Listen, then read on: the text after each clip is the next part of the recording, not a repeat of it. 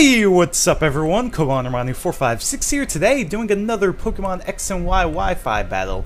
And today, I have something special for this video. I'm actually doing a co-commentary with my good friend, so why don't you go ahead and introduce yourself? What's good, YouTube? Nappy192 here, back again once again, and today I am happy to be here co-commentating this Wi-Fi battle with Kobe here. So I mean, just go ahead, start it.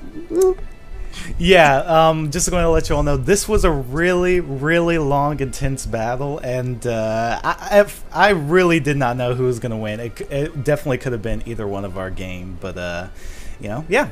Let me go ahead and start the battle off right here. So I want to point out to all you guys watching right now, this is not the normal set that I run. Not that I'm trying to take anything away from Kobe, because like he said, it was back and forth the entire time. He's leading with his Azumarill here, and I've tried this hyper offensive Mega Charizard X thing before, and Kobe just led with the perfect Pokemon. He just led with the perfect Pokemon.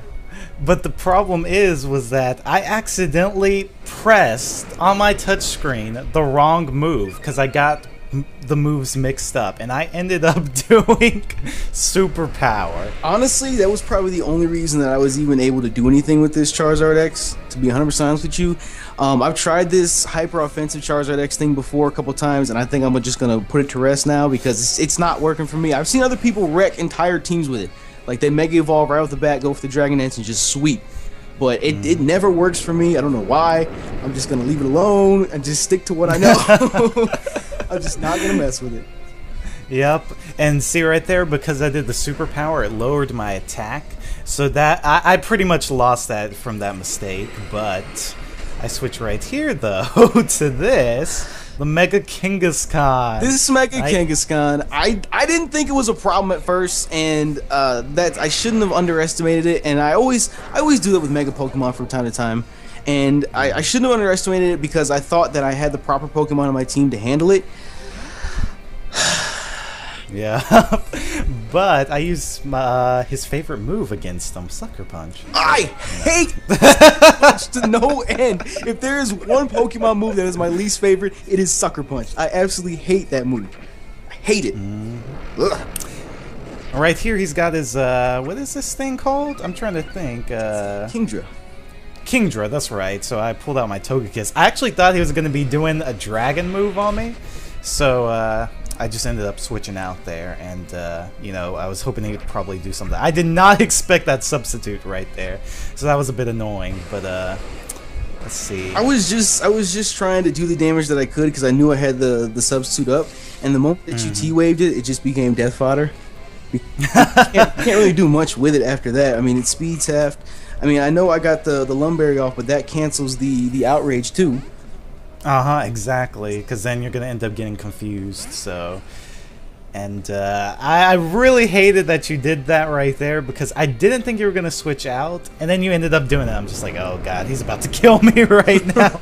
I love Dig Dug, I love my Excadrill, I love him to no end, and your Togekiss is notorious. This man has... certain Pokemon are just infamous in the community right now. The Greninja, the Togekiss, the Lucario. Yeah, I was just exactly. like, I need to get this Togekiss out of here right now because that's a threat. And luckily enough, I was able to do that. Yeah, he got me with that flinch, so that was quite impressive. But right here, pull out my Mega Alakazam, and this thing... I'm sorry, not my Mega Alakazam. Pulled out my Alakazam, because this thing actually has Magic Guard on it. And a Focus Sash as well, so it's really perfect against Talonflame, because I've noticed that Talonflame is probably the #1 killer against this Alakazam, so that's why I, you know, equipped the Focus Sash on it, especially with that Magic Guard. The Talonflame and the Aegislash here, I can never remember his name. The Aegislash are perfect killers for Alakazam. The Shadow Sneak, Alakazam is so frail, he can't take the Shadow Sneak. So I didn't even realize that you had the Focus Sash on it, and I was lucky that the Steel was able to take the hit. And then here comes this abomination. This is the perfect Mega to wall an Aegislash, especially because you're running Scrappy too. There's no chance of me outspeeding, and even the priority move that I do have just doesn't affect you. But the problem is that because he goes Mega, he loses that ability Scrappy. So he has the parental bond. You're right. So that's kind of a problem. You're right. I'm a noob. What can I say? But I ended up using that Power Punch on that, and then had the little baby do some attack on it as well, and actually did a lot more damage than I thought. And I was so surprised he went for the Swords Dance, because I seriously thought he was going to be going for like Earthquake or something, but I don't even remember what I was thinking right then and there, because I know I didn't have my air balloon anymore. I think that might have been me expecting you to go for something else. I was thinking I was going to be able to tank it, but I mean, it's whatever. Maybe I was just thinking along the lines of Deathfire like I was with the Kingdra. Yeah. One thing, though, I thought you were going to do, which is why I did the Earthquake, was I thought you were going to actually switch out to your... I thought you were going to switch out to your Aegislash, you know, to save your... what is that thing called? Your Excadrill. Yeah, because I almost did another power-up punch, you know, to raise my attack even more. But, you know, I thought about that. I was kind of surprised you actually didn't. I don't know. I don't want to say that I made a lot of misplays in this, but I feel like I was kind of sort of... I didn't have my team. I was kind of sort of out of my comfort zone because I don't normally run the Kingdra. I don't normally run the Talonflame and the Aegislash together because they're kind of hard to pivot off of each other because they're both kind of like mind games Pokemon. Yeah. You know, I mean, it's really like Talonflame, even though it's strong and it's fast, it's got the priority Brave Bird and whatnot, it's really, really frail. Exactly. And that's why you're gonna see in a moment. Me and his Talonflame actually have a nice little encounter. So, I mean, I preach it all the time because people seem to have this hatred, this pure hatred for Talonflame, and I'm like, it's not that hard to wall. Like, just send in a T-Tar. You can't do anything to it. Well, my only problem with Talonflame is just that he has a priority move that does 120 freaking damage.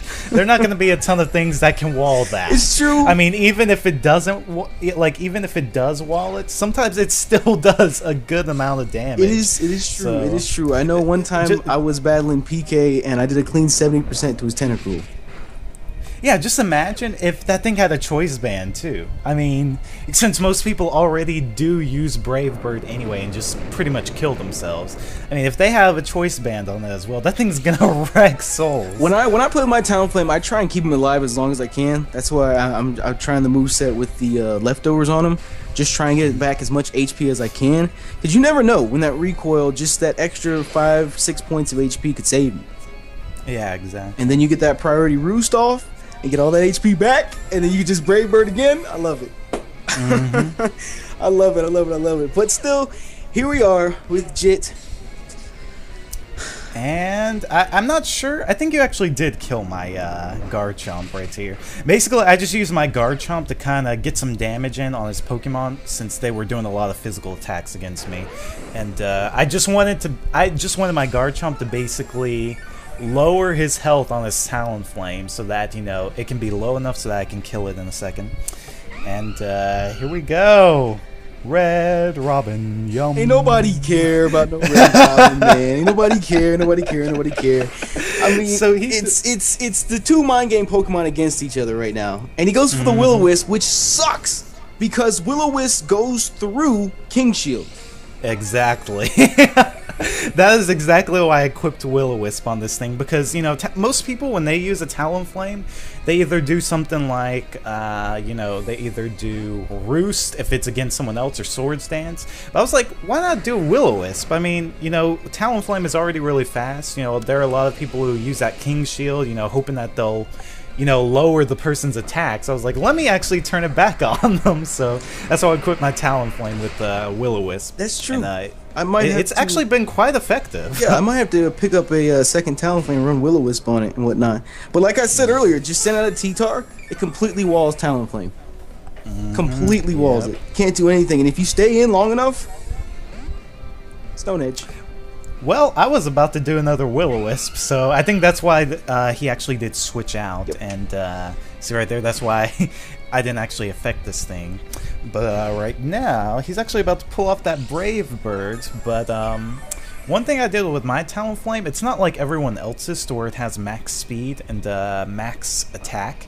Instead, my thing actually has max attack and max HP. So I survived this hit right here.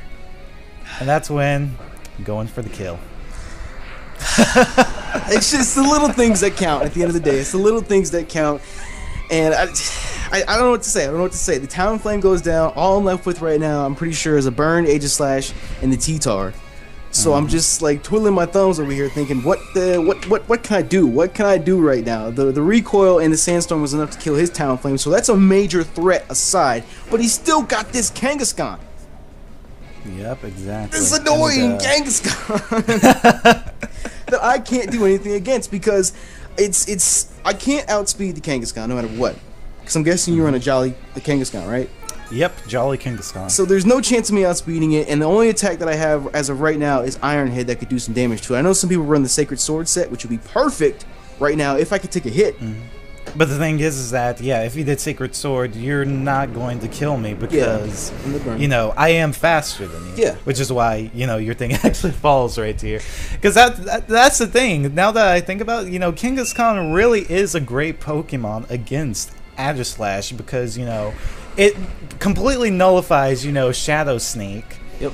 And then, you know, it can avoid King Shield. I mean, what else does an Aegislash really have except for Sacred Sword? Will it survive that? Sacred Sword would be your only real threat. I think if you had a Swords Dance up, Kangaskhan couldn't take it.